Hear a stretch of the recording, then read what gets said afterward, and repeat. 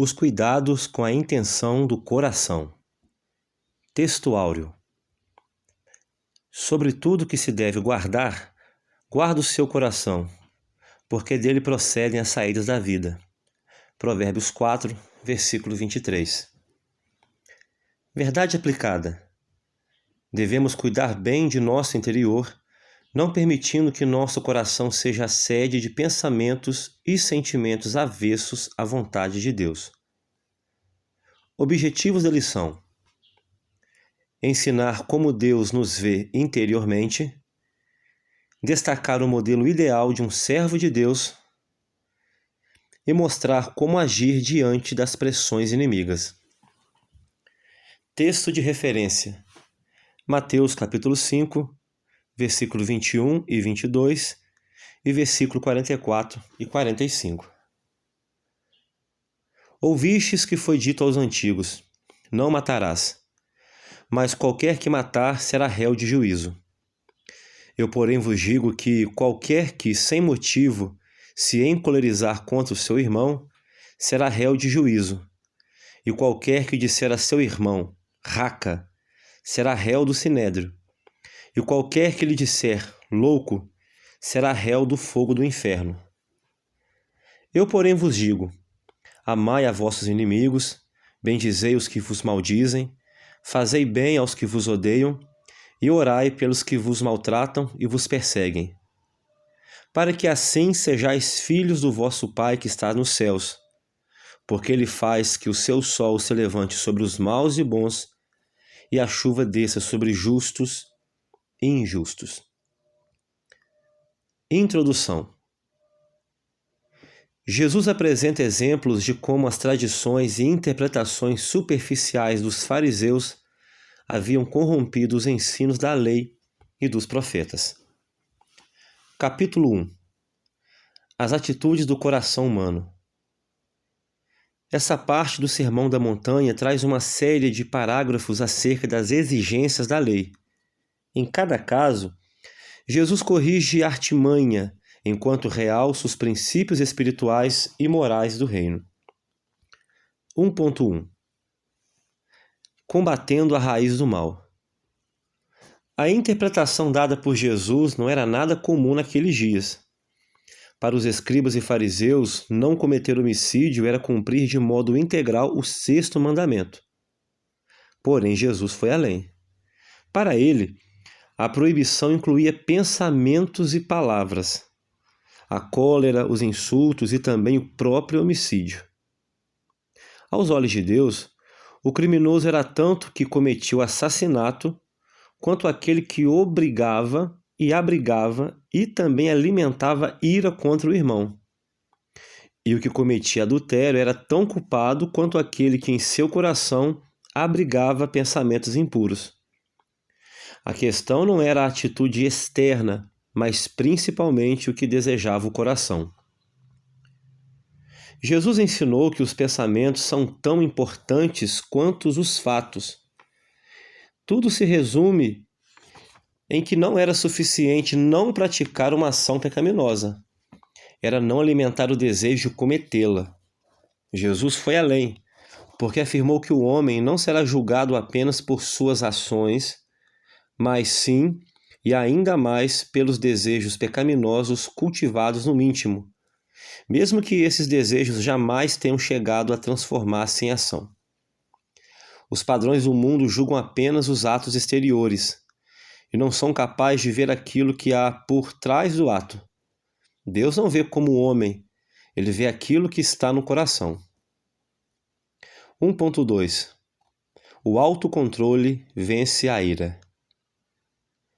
Todos somos capazes de sentir raiva ou indignação. Isso é inevitável. Isso pode acontecer em qualquer situação. No entanto, devemos sempre vigiar e procurar conter esta perigosa paixão dentro de nós. John Stott disse: nem toda a ira é maligna, e até mesmo os seres humanos pecadores podem, às vezes, sentir uma ira justa.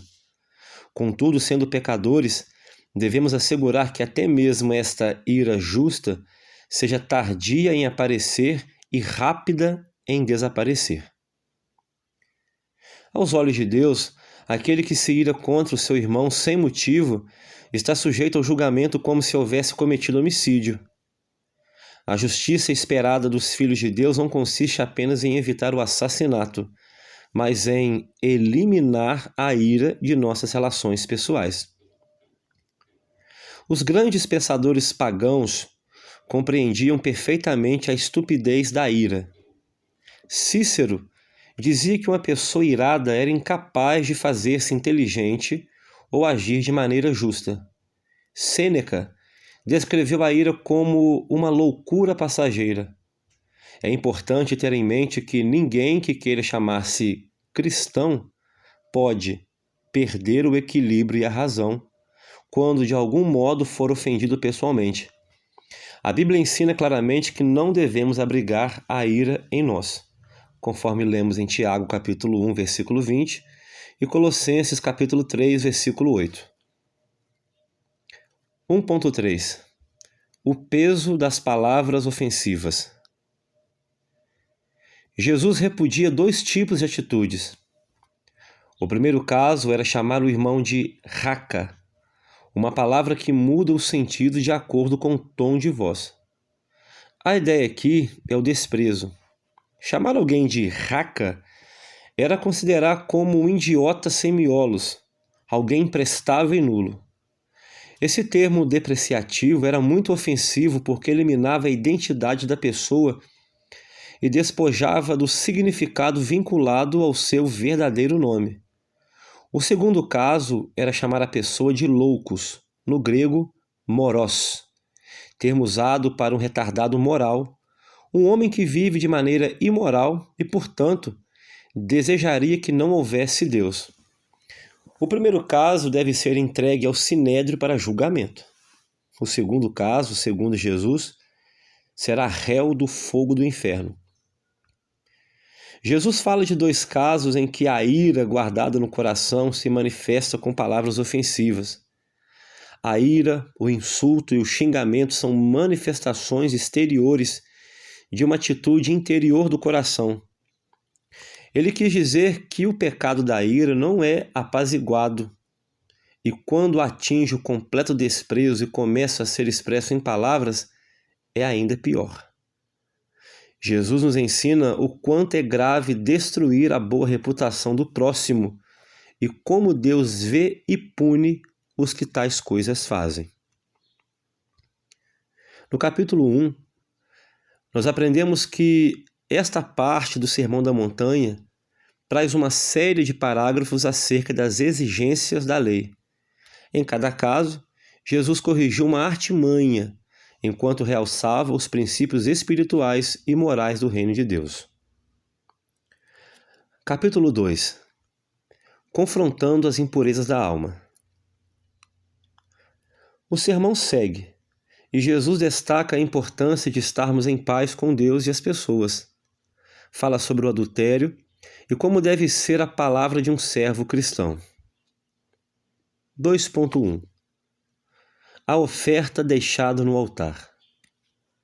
Jesus mostra como é inútil ofertar a Deus quando não estamos em paz completa com os nossos semelhantes. Ele deixa claro que todas as vezes que abrigamos em nosso coração algum tipo de ressentimento, nossas ofertas não terão valor algum diante de Deus. O ponto central é pedir perdão, ficar livre de qualquer ressentimento e depois voltar e ofertar com paz no coração. É claro que nem sempre conseguiremos nos reconciliar com todos ou chegar a um acordo, mas, como filhos de Deus, devemos fazer a nossa parte e sempre tentar, até mesmo quando somos ignorados. Às vezes nos perguntamos por que temos a sensação de que o céu está de bronze em nossas orações. E por que tal barreira entre nós e Deus? É bem possível que nós mesmos sejamos a causa de tal barreira. Jesus deixou claro que não podemos esperar boas respostas do céu quando nutrimos ressentimentos e ódio contra nossos semelhantes. Ser aceito por Deus exige que também estejamos em paz uns com os outros. De outro modo, não acontecerá nada em nossos altares. 2.2 A cobiça no coração e o adultério. É possível um homem olhar para uma mulher, admirar sua beleza e não ter pensamentos lascivos após isso. O homem que Jesus descreve olha para a mulher com o propósito de alimentar seus apetites sexuais interiores, como um substituto para o ato sexual em si. Não é uma situação acidental, mas um ato planejado. Isso vale tanto para o homem quanto para a mulher.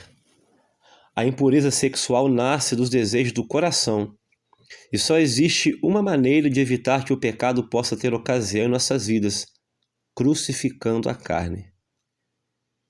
Jesus põe em vigor que aos nossos olhos, aliás, que aos olhos de Deus, somos culpados tanto que comete o ato proibido, quanto que cultiva o desejo de cometê-lo. O segredo é não alimentar estes desejos lascivos em nosso interior. O adultério não nasce do acaso. Tiago deixa claro que somos atraídos e engodados por nossa própria cobiça carnal. O pecado deve ser tratado de maneira decisiva e rápida. Sua remoção deve ser imediata. 2.3 Os juramentos. Sob as leis do Antigo Testamento, era permitido que as pessoas fizessem juramento para provar uma afirmação ou promessa importante. Os juramentos ou votos ajudavam as pessoas a permanecerem fiéis aos seus compromissos. Porém, na época de Jesus, os fariseus usavam vários tipos de artifício para se esquivar da verdade, e o juramento era um deles. Jesus apresenta o modelo ideal de um servo de Deus. Aquele cujo caráter é tão confiável e verdadeiro que não precisa dar garantias de que sua palavra irá se cumprir. Aquele que apenas um sim ou um não é o suficiente. Jesus vai à essência do propósito da lei quando diz que os discípulos não devem jurar de forma alguma. Para ele, a simples palavra de um discípulo deve ter a mesma confiança de um documento ou contrato assinado. Se a natureza humana não fosse má, não haveria necessidade de juramentos. O homem verdadeiramente bom não precisará jurar para que outros confiem nele. A veracidade de suas palavras e a firmeza de suas intenções não necessitam de tal garantia. No capítulo 2, nós aprendemos que Jesus destaca a importância de estarmos em paz com Deus e as pessoas. Fala sobre o adultério e como deve ser a palavra de um servo cristão. Capítulo 3 Construindo pontes. Jesus nos ensina de maneira prática como proceder diante das pressões inimigas. Seu objetivo é criar uma oportunidade para que o inimigo se converta à verdade do reino de Deus. 3.1 Fugindo do ressentimento. A missionária cristã M. Carmichael disse: "Nada que alguém nos faça pode causar-nos dano, a menos que nos submetamos a uma reação errada. Não é exatamente o que alguém faz contra nós que nos prejudica, mas a maneira como reagimos diante delas. É evidente que não podemos controlar o que as pessoas fazem, mas como cristãos, podemos controlar as nossas ações. É natural revidarmos imediatamente quando somos ofendidos, às vezes reagindo com um golpe ainda maior do que o recebido. Jesus nos ensina que devemos estar preparados para sofrer sem responder com vingança, conforme lemos em Romanos, capítulo 12, versículo 17. A lei de Moisés dizia: "Amarás o teu próximo como a ti mesmo." Mas os escribas, além de omitirem as palavras "como a ti mesmo", ainda acrescentaram: "Odiarás o teu inimigo." Para eles, o próximo era apenas um outro judeu, colocando todas as demais pessoas na categoria de inimigos. Para Deus, nosso próximo inclui o nosso inimigo. Todo ser humano é nosso próximo. Nesse sentido, foi que Jesus apresentou aos discípulos um padrão bem mais abrangente de amor. 3.2 O amor pelos inimigos. Assim como Deus nos amou e nos reconciliou com Ele quando éramos ainda seus inimigos, Ele espera que façamos da mesma forma. Jesus espera que vivamos este mundo em um nível bem mais elevado do que aqueles que não são cristãos. Nosso amor produz uma atmosfera de bênçãos que tanto aproxima, quanto torna mais fácil transformar os inimigos em amigos. Amar nossos inimigos é reproduzir em nós mesmos uma das características essenciais de nosso Criador. Jesus nos convida a sair do círculo daqueles com os quais nos identificamos para nos interessar pelos de fora e demonstrar uma afeição sobrenatural. Nosso maior exemplo em amar aqueles que nos odeiam, nos criticam e afirmam ser nossos inimigos é o próprio Jesus. Ele viveu este princípio radical e se tornou um exemplo vivo para seus seguidores.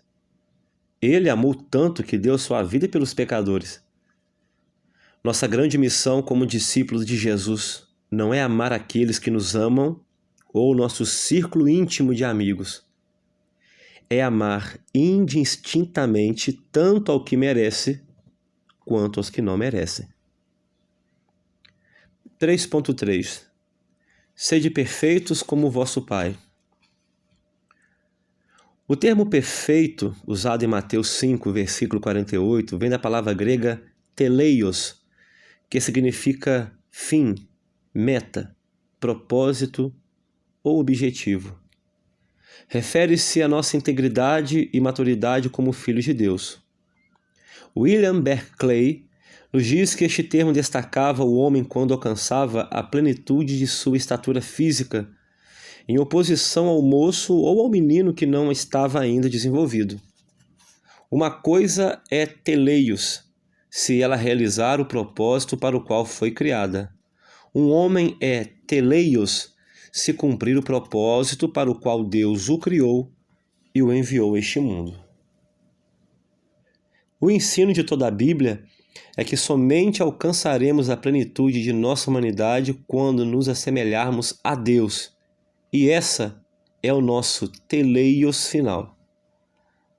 A cada dia devemos crescer para alcançar essa plenitude, e a única coisa que pode nos assemelhar a Deus é viver um amor incondicional, aprendendo a perdoar como Ele perdoa e amar como Ele ama.